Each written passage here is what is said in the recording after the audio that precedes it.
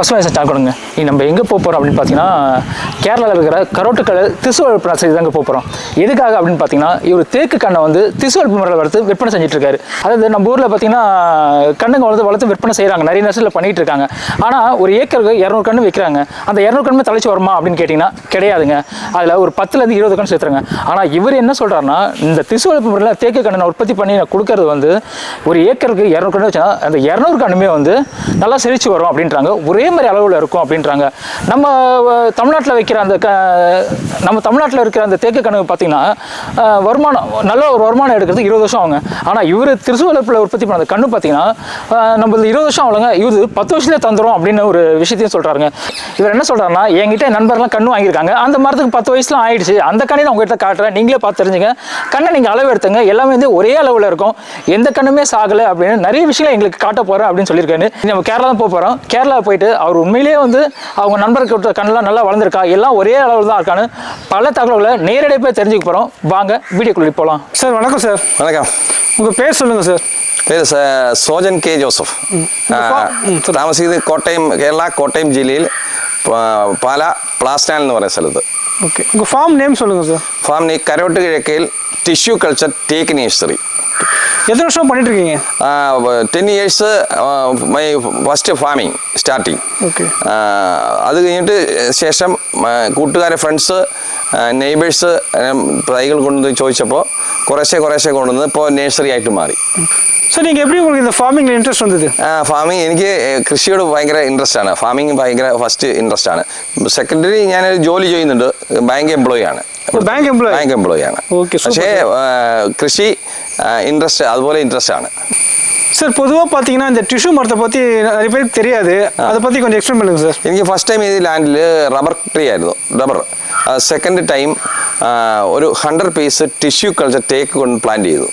Tissue culture teak plant growth far better.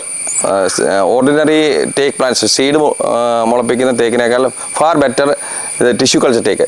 അതിൻ്റെ ഗുണം എന്താണെന്ന് വെച്ചാൽ യൂണിഫോം ഗ്രോത്ത്, ഡബിൾ ഗ്രോത്ത്. ഇതാണ് ടിഷ്യൂ കൾച്ചർ ടേക്കിൻ്റെ ഏറ്റവും വലിയ പ്ലസ് പോയിന്റ്. അപ്പോൾ ഞാൻ ഫസ്റ്റ് ടൈം ഒരു 100 പീസ് കൊണ്ടുവന്ന് വെച്ചു. അതിൻ്റെ ഗ്രോത്ത് ബെറ്റർ ആണെന്ന് കണ്ടപ്പോൾ ബാക്കി 3 ഏക്കറിലേക്ക് ടിഷ്യൂ കൾച്ചറിലേക്ക് വ്യാപിപ്പിക്കുകയാണ് ചെയ്തത്.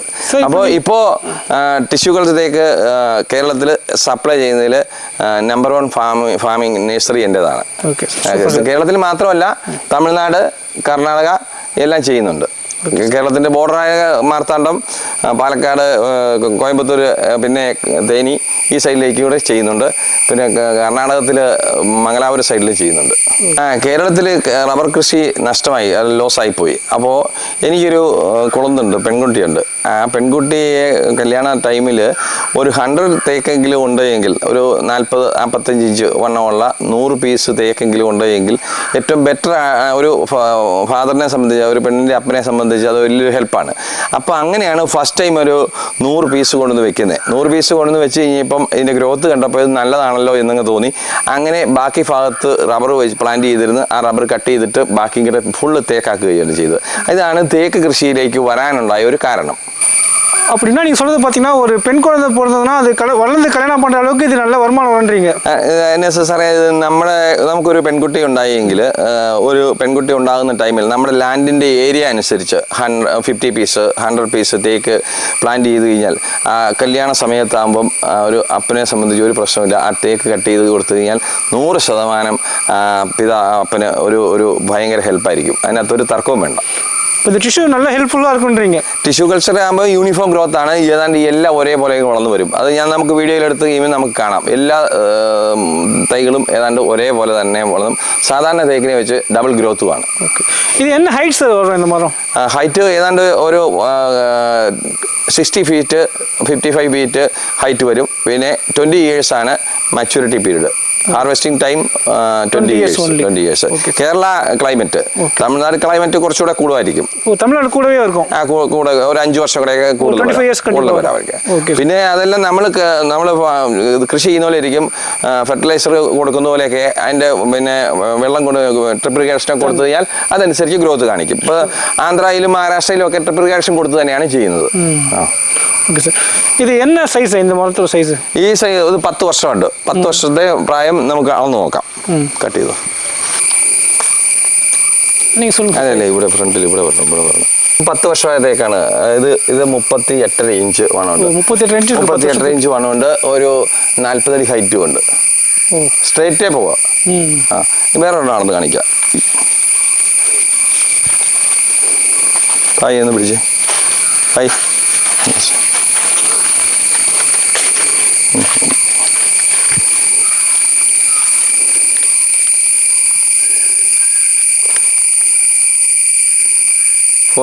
inches.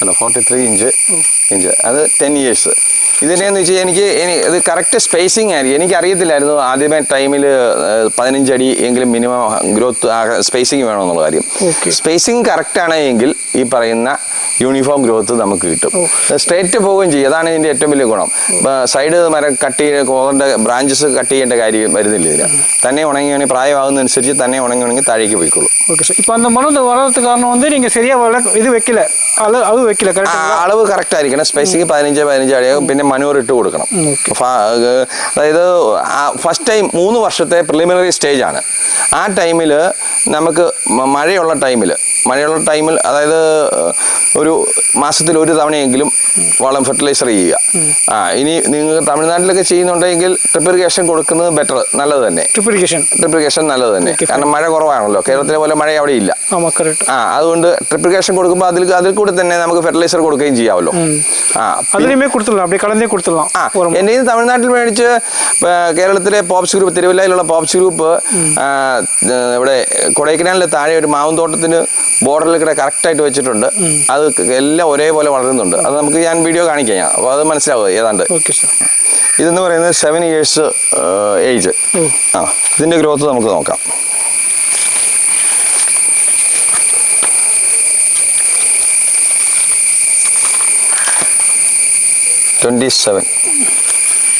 കട്ട് ചെയ്തു നീളം കൂടുതലല്ലേ ഒന്നുകൂടെ പറയാം ഞാൻ ഇതെന്ന് പറയുന്നത് 7 ഇയേഴ്സ് ഓക്കെ ഇങ്ങോട്ട് ഇറങ്ങി നിർത്തും കട്ട് ചെയ്താൽ 27 ഇതെവിടെ എടുക്കാം വാ വേഗം എടുക്കണേ ടൈം കളയരുത്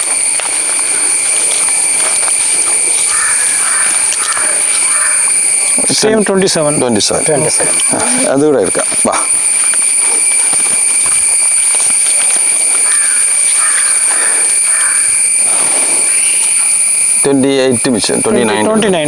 ഇതാണ് യൂണിഫോം ഗ്രോത്ത് എന്ന് പറയുന്നത് അതായത് സാധാരണ ഒരു തേക്കിനെ വെച്ച് ഡബിൾ ഗ്രോത്തും ഉണ്ട് പിന്നെ യൂണിഫോം ഗ്രോത്തും ഉണ്ട് അതാണ് ടിഷ്യൂ കൾച്ചറിന്റെ ഏറ്റവും വലിയൊരു അഡ്വാൻറ്റേജ് ഇത് വാങ്ങിട്ടോ എവിടെ കുഴി എടുക്കണോ ഒരു 1.25 അടി ഹൈറ്റ് താഴ്ച 1.25 അടി താഴ്ചയിലേക്ക് കുഴി എടുക്കുക അതിനു ശേഷം അടിവളം ചാണകപ്പൊടിയോ സ്റ്റെറാമിലോ എന്തെങ്കിലും ഇടുക എല്ലുപൊടി ഉപയോഗിക്കണ്ട എല്ലുപൊടി ഉപയോഗിക്കാതെ അടിവളം മണ്ണുമായിട്ട് മിക്സ് ചെയ്തതിന് ശേഷം ലേശം മേൽമണ്ണ് വീണ്ടും ഇടുക എന്നിട്ട് വേണം തൈ വെച്ച് കഴിയുമ്പോൾ മണ്ണ് ലെവലായിരിക്കണം ഒരു കാരണവശാലും വെള്ളം തണ്ണി കെട്ടിക്കിടക്കാൻ പാടില്ല തണ്ണി കെട്ടിക്കിടന്ന അഴുകി പോകും പിന്നെ ഒരു 15-20 ദിവസം കഴിയുമ്പോൾ ഒരു 20-25 ഗ്രാം ഫാക്ടംബോസ് കൊടുക്കുക ഫാക്ടംബോസ് ഇല്ല യൂറിയ കൊടുക്കുക ഇല്ലെങ്കിൽ സ്റ്റെറാമിൽ കൊടുക്കുക 15-20 ദിവസം കൂടുമ്പോൾ ഒരു 3 മാസത്തേന് വളം കൊടുത്താൽ ഏറ്റവും നല്ലതായിരിക്കും ഫസ്റ്റ് ഗ്രോത്ത് ഫസ്റ്റ് ബൂസ്റ്റിങ് ഏറ്റവും നന്നായിട്ട് കയറി വരുന്നതാണ് തേക്ക് ഏറ്റവും നന്നായിട്ട് വളരുന്നത് പിന്നെ മഴയുള്ള ടൈമിൽ എപ്പോഴാണ് മാസത്തിൽ ഒരു തവണയെങ്കിലും വളം ചെയ്യുക ആദ്യത്തെ 3 വർഷത്തേന് 3 വർഷം കഴിയുമ്പം ആണ്ടിൽ 1-2 തവണ ചെയ്താൽ മതി പിന്നെ ഏറ്റവും കാണുന്നതായിട്ട് വളത്തിൽ ഏറ്റവും ബെറ്റർ ആയിട്ട് കാണുന്നത് കോഴിവളമാണ് കോഴി വേസ്റ്റ് സൂപ്പർ വളമാണ് അത് ഡബിൾ ഗ്രോത്ത് ആണ് ഓക്കെ അപ്പൊ ഏറ്റവും നല്ലത് കേട്ടോ നിങ്ങൾക്ക് തമിഴ്നാട്ടിലാകുമ്പോൾ ഒരു പ്രശ്നമില്ല ധാരാളം കിട്ടാനും ഉണ്ടല്ലോ ഇനി 6 ഇയേഴ്സിന്റെ കാണിക്കാം சார் இப்போ நம்ம பார்க்குறது எத்தனை வருஷம் படம் சார் இது 6 இயர்ஸ் 6 இயர்ஸ் இச்சிரு மேலே ஓகே இது என்ன சைஸ் வந்திருக்கு 22 ഓക്കെ സാർ 23 കിട്ട അതാണ് അപ്പോൾ ഇത് കേട്ടോ തേക്കുകളെല്ലാം ഏതാണ്ട് ഒരേപോലെ വളരും ഒരു സ്ട്രെയിറ്റ് 15x15 ഫീറ്റ് സ്പേസിങ് കൊടുക്കുക. Okay sir. നന്നായിട്ട് മനൂർ കൊടുക്കുക. Okay sir. 3 ഇയേഴ്സ്. അപ്പോൾ ഇത് നമുക്ക് ഒരു 20 ഇയേഴ്സ് കഴിയുമ്പോൾ വലിയൊരു അസറ്റായിട്ട് മാറും. കണ്ടിപ്പാ. ഓക്കെ. சரி, ஒரு ஏக்கருக்கு எத்தனை கன்று சார் வைக்க போட்டிருக்கோம்? ഏക്കറിന് 200 പീസസ്. 200 പീസസ്. ഓക്കെ. ബോർഡർ നമുക്ക് വേണമെങ്കിൽ 10 feet maximum 220 pieces maximum. Okay sir. ഇതിനുണ്ടാകുന്ന കേടുകൾ എന്ന് പറയുന്നത് തണ്ടുതുരപ്പൻ വണ്ട് കേടുക. അതിന് കരാട്ടെ അല്ലെങ്കിൽ ടാറ്റയുടെ റീവ 5 ഇത് സ്പ്രേ ചെയ്താൽ മതി. അത് കംപ്ലീറ്റ് പോയിക്കോളും. പിന്നെ ഇലയിൽ വരുന്ന അതും ഈ പറഞ്ഞ കരാട്ടെ അടിച്ചാൽ അതും പോയിക്കോളും. തണ്ടുതുരപ്പൻ അതിന് ഈ കരാട്ടെ അടിച്ചാൽ മതി, ഒരു പ്രശ്നമില്ല. അപ്പം നമുക്ക് നന്നായിട്ട് കയറ്റിയെടുക്കാം. പിന്നെ ലീഫിനുണ്ടാകുന്നതാണ്, അതും ഈ ഇതടിച്ചാൽ മതി. പിന്നെ ഉണ്ടാകുന്നത് മഴ കൂടുതലാണെങ്കിൽ ഉണ്ടാകുന്നതിന് ഫൈട്രാൻ എന്ന് പറയുന്ന ഒരു പൗഡർ കിട്ടും. ഫൈട്രാൻ FITRN അത് വാങ്ങിച്ച് തടിയകടെ സ്പ്രേ ചെയ്താൽ കുമിൾ എന്ന് പറയുന്ന സംഭവം ഉണ്ടാവില്ല. അത് 2 വർഷത്തെ എല്ലാം 2 വർഷം 3 വർഷം കൊണ്ട് എല്ലാ പരിപാടിയും തീരും. കുമിളിനൊക്കെ 2 വർഷം ഉള്ളൂ കേട്ടോ. തണ്ടുതുരപ്പനാണെങ്കിൽ 3 വർഷം വരെ ശ്രദ്ധിക്കണം. എല്ലാവരും 3 വർഷം ആകുമ്പോഴത്തേക്കും നമുക്ക് പരിപാടി ഫിനിഷ്. മെയിൻ്റനൻസ് പിന്നീട് ഉണ്ടാകുന്നത് നമുക്ക് കാര്യമായി 3 വർഷം കഴിഞ്ഞാൽ പിന്നെ കാര്യമായ മെയിൻ്റനൻസ് ഇല്ല. പിന്നെ ഇന്റർക്രോപ്പായിട്ട് നമുക്ക് പെപ്പർ, കോഫി, പിന്നെ കാഡ്ബറീസ്, അതല്ലെങ്കിൽ ജാക്ക് ഫ്രൂട്ട്, ഇതെല്ലാം നമുക്ക് പ്ലാന്റ് ചെയ്യാം. അല്ലെങ്കിൽ ചന്ദനം ചെയ്യാം. ഇത്രയും ഐറ്റങ്ങൾ നമുക്ക് സുഖമായിട്ട് ഇന്റർക്രോപ്പായിട്ട് നമുക്ക് ചെയ്യാൻ പറ്റും. 10 വർഷമായൊരുത്തേക്കാണ് ഇത് കണ്ടോ. ഇത് 42.5 ഇഞ്ച് വണ്ണം വെച്ചിട്ടുണ്ട്. അതനുസരിച്ചുള്ള ഗ്രോത്ത് ഇതിന് കിട്ടിയിട്ടുണ്ട്. ഇത് 60 അടിയാ സാർ? 60 അടിയില്ല, ഇത് 50 അടിയാണ്. Okay sir. സുധാകർ, ഇത് എൻ്റെ ഒരു സുഹൃത്ത് ബിജോ എന്ന് പറയുന്ന ആള് വാങ്ങിച്ചു വെച്ചതാണ്. 9 വർഷമായി. ഇത് ബോർഡറിക്കിടെ ആദ്യം ഒരു 100 തേക്ക് അങ്ങ് വാങ്ങിച്ചു വെച്ചു. ഈ 100 തേക്ക് വിജയിച്ചത് കൊണ്ട് അപ്പുറത്തൊരു 4 ഏക്കർ ഒരു 800ഓളം മരങ്ങൾ വെച്ചിട്ടുണ്ട്. അപ്പോൾ ഇതിൻ്റെ നമുക്ക് കാണേണ്ട കാര്യം എന്നാന്ന് ചോദിച്ചു കഴിഞ്ഞാൽ ഇത് എല്ലാം ഒരേപോലെ വളരുന്നു എന്നുള്ളതാണ് ഇതിൻ്റെ ഹൈറ്റ് കണ്ടോ, അതാണ് പ്രത്യേകത. ഒരേ ലെവലാണ്. ഇനി ആർക്ക് വേണമെങ്കിലും ഈ തോട്ടങ്ങൾ വന്ന് കാണാം. കോട്ടയം ജില്ലയിൽ പാലാ അടുത്ത് പ്ലാസ്നാൽ എന്ന് പറയുന്ന സ്ഥലത്താണ് എൻ്റെ നേഴ്സറിയും ഫാമും.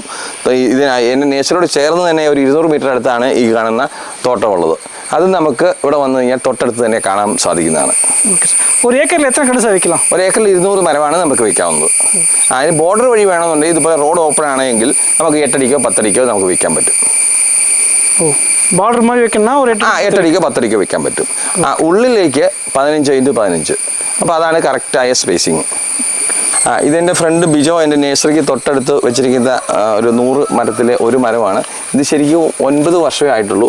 ഇതെന്നാണ് ഇത്രയും ഗ്രോത്ത് കാണിക്കുന്നതെന്നു വെച്ച് കഴിഞ്ഞാൽ ഇത് സൂര്യപ്രകാശത്തിൻ്റെ കൂടുതൽ കൊണ്ട് നന്നായിട്ട് സൂര്യപ്രകാശം കിട്ടുന്നു. ഒരു മരം ഒറ്റയ്ക്ക് ഒരു ലൈൻ മാത്രം ഉള്ളതുകൊണ്ട് അപ്പുറത്തുനിന്ന് ഇപ്പുറത്ത് സൂര്യപ്രകാശം കൂടുതൽ കിട്ടുമ്പോൾ അതാണ് ഈ മരങ്ങൾ ഇത്രയും വണ്ണം കാണിക്കുന്നത്.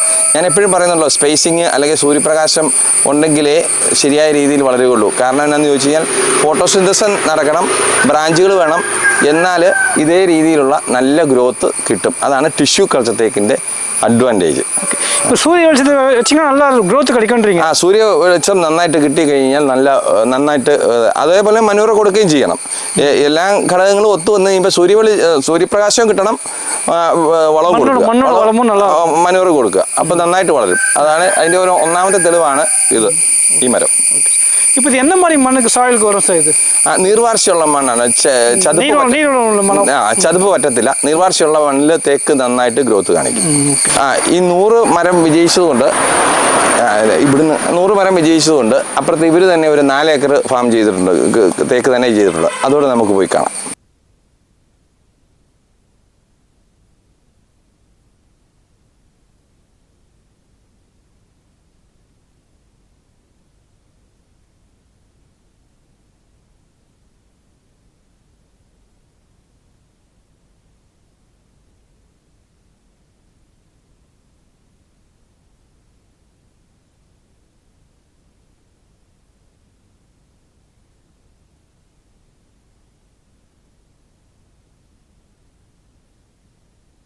ഈ തോട്ടം എന്ന് പറയുന്നത് എൻ്റെ ഫ്രണ്ട് നമ്മളിപ്പോൾ കണ്ട 100 തേക്ക് വിജയിച്ച പുള്ളി, അദ്ദേഹം 4 ഏക്കർ ടിഷ്യൂ കൾച്ചർ തേക്ക് തന്നെ പ്ലാന്റ് ചെയ്തിരിക്കുകയാണ്. ഇന്റർക്രോപ്പായിട്ട് നമുക്ക് കോഫിയാണ് ചെയ്തിരിക്കുന്നത്. അത് നമുക്ക് കോഫി വെച്ചിരിക്കുന്നത്. അതെ, കോഫി കണ്ടില്ലേ. இங்கே மொத்தம் 800 மரம் கொடுத்துருக்கீங்களா? இது 800 மரம், 800, 4 ஏக்கர். சரி, இப்போ இந்த டிஷ்யூ இதுக்கும் தேக்குக்கும் என்ன சார் வித்தியாசம்? ടിഷ്യൂ തേക്കും സാധാ സീഡ് മുളപ്പിക്കുന്ന തേക്കും ഡിഫറെൻ്റ് എന്ന് പറയുന്നത്, സീഡ് മുളപ്പിക്കുന്ന തേക്ക് 100 എണ്ണം വെച്ച് കഴിഞ്ഞാൽ ഏതാണ്ട് ഒരു 20 എണ്ണം 20 പീസ് ഇതേപോലെ തന്നെ ഗ്രോത്ത് കാണിക്കും. ബാക്കി ഒരു 30 പീസ് ഇതിനേക്കാൾ താഴെയായിരിക്കും, ഒരു 50 പീസ് നഷ്ടപ്പെട്ടു പോകും. അതിൽ നമുക്ക് ശരിക്കും കിട്ടുന്നത് ഒരു 20-25 പീസിൽ കൂടുതൽ നമുക്ക് നന്നായിട്ട് കിട്ടത്തില്ല. ഇതെന്ന് പറയുന്നത് 100 എണ്ണം വെച്ച് കഴിഞ്ഞാൽ ഏതാണ്ട് 100ഉം ഒരേപോലെ നമുക്ക് കിട്ടും. അതാണ് ടിഷ്യൂ കൾച്ചറിൻ്റെ ഏറ്റവും വലിയ അഡ്വാൻറ്റേജ്. മാത്രമല്ല സാധാരണ തേക്കിനെ വെച്ച് ഇതിന് വളർച്ച കൂടുതലുമുണ്ട്. അതാണ് അതിൻ്റെ ഗുണങ്ങൾ. ഇത് സുധാകരൻ്റെ ഫ്രണ്ട് 100 എണ്ണം വാങ്ങിച്ചു വെച്ച് വിജയിച്ചതുകൊണ്ട് ഒരു 4 ഏക്കറിൽ ഫുള്ള് തേക്ക് വെച്ചിരിക്കുകയാണ്.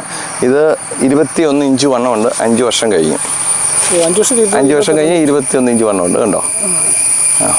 അതാണ് അതിൻ്റെ ഏറ്റവും വലിയ അഡ്വാൻറ്റേജ് എന്ന് പറയുന്നത്. ഇതാണ് നമുക്കൊരു തോട്ടമായിട്ട് നമുക്ക് പ്ലാൻ ചെയ്ത് കയറ്റിയെടുക്കാൻ പറ്റും. അതാണ്